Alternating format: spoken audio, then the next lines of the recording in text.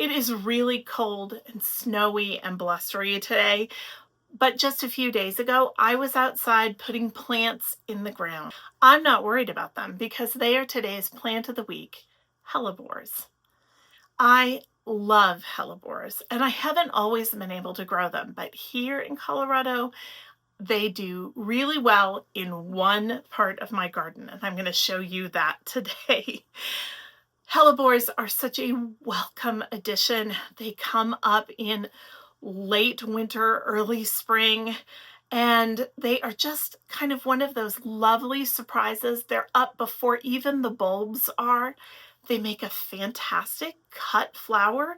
And where can you get fresh cut flowers that are grown locally that early in the year? Certainly not anywhere else around here. It's hellebores. Hellebores are amazing, and they're kind of dramatic. They make a lovely addition to any woodland garden. So today we're going to take a look at planting them, learn a little bit about them, and I hope by the end you'll understand why I chose them as this week's plant of the week.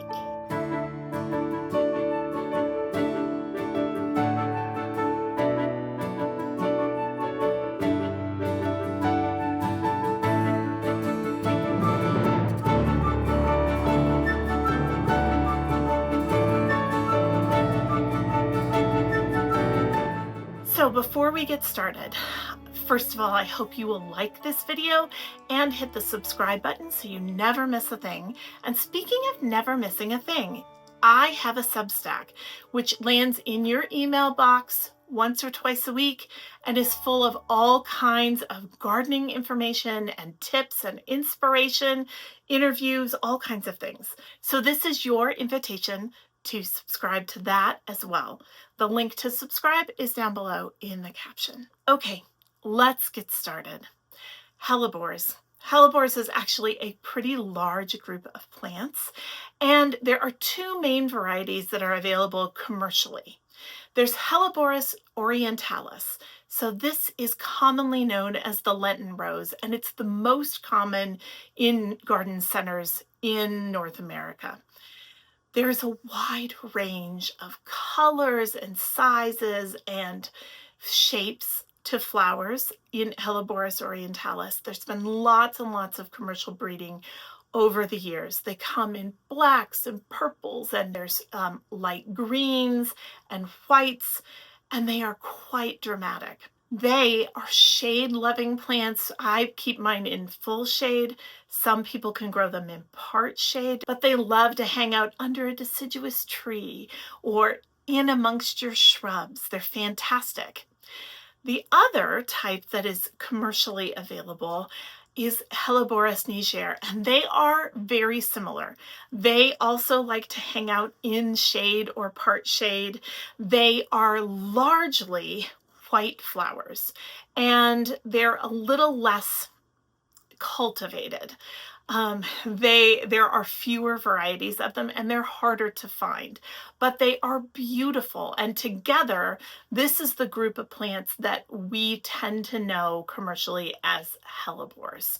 They originate in the northern Mediterranean area in Greece and in Turkey, where they kind of are in woodland clearings, for example. They are somewhat drought tolerant, and especially once they get established. And once they are established, they are incredibly long-lived plants. I have lots of information about hellebores in general on my blog post. The link is down below.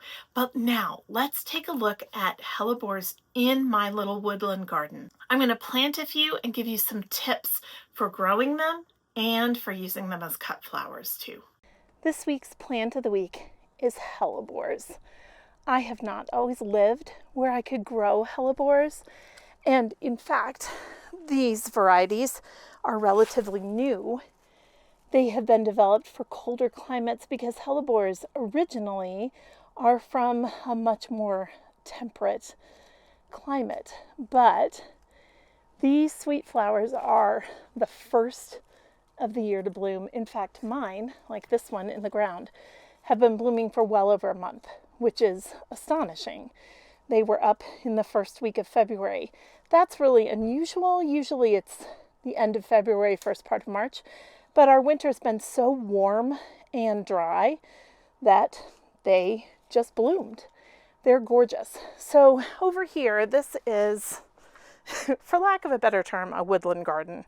It is largely shady and pretty dry. And I planted that hellebore and this one 2 years ago to see would they do anything, and they've been amazing. Oh, there's one over there too. There are 3 of them. So this year I'm putting in a whole bunch more. They largely just kind of are evergreen like this all year.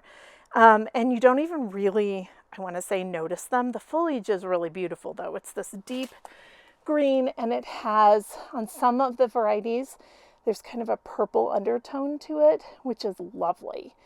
And then come February, early March, here anyway, they bloom. And I have, these are the kinds I'm planting today, are all from the same series.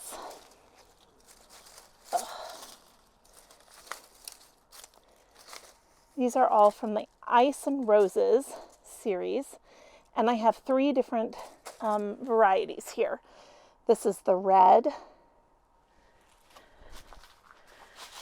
this is the Merlot, and this is the Bianco. So, and I'm putting the Bianco at the back because it will kind of light up a little bit. Hellebores need part shade to shade, and here I keep them in full shade. They really don't get any direct sunlight, especially in the summer, because there's a big tree that shades this area most of the day. So, and they get a little extra water here because they are under the overhang of the house.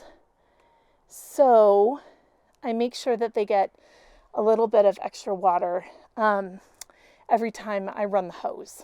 I also make a really good cut flower with a very long vase life. These aren't ready to cut yet, but let me see if I can find one that is. So if you want hellebores to have a long vase life, you don't cut them when they look like this. You wait until they've been pollinated and they look like this. Then, see how it doesn't have the stamens, you just have the seed that's growing here.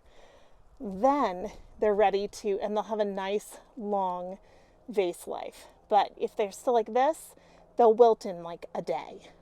So wait until here, and then they'll last for weeks. It's pretty amazing. You can see there's lots of leaves in my bed still. And while it is nearly 70 degrees today, it snowed last week. So the leaves stay. Eventually, some of them will get removed and things will get cleared away. But I'm not convinced we're done with snow yet. So I am leaving them in place, and that's okay because, like I said, these are woodland plants. They don't mind mixing it up with fallen leaves at all. They grow in the understory. So this plant is pretty root bound, and so I'm just giving it a scruff on the edges that will stimulate some new root growth, and hopefully not circling root growth, but out into the soil. I dug this hole earlier and just backfill in around it. Get really good coverage. I want to dig, especially since this is the beginning of the season, a really good size hole for these plants and firm them in nicely so that that soil is nice and loose around them. And fortunately, the snow that we had, the soil is not super dry, which is great. So take this one in this little blank spot right here.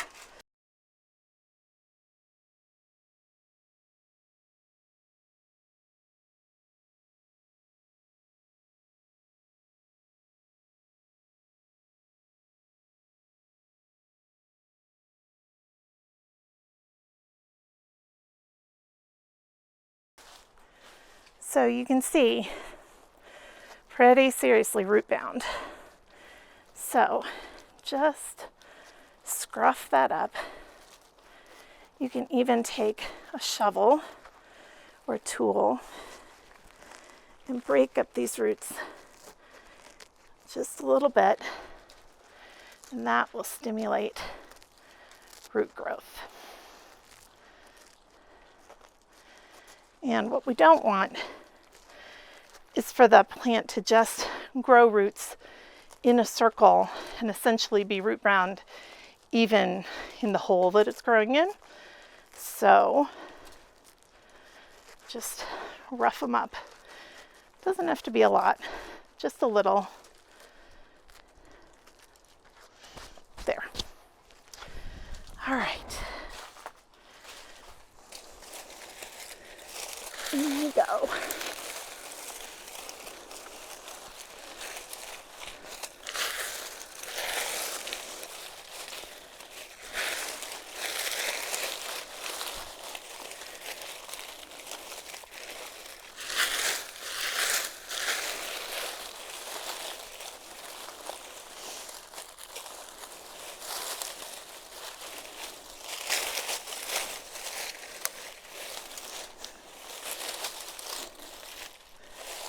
Trim that in a little bit.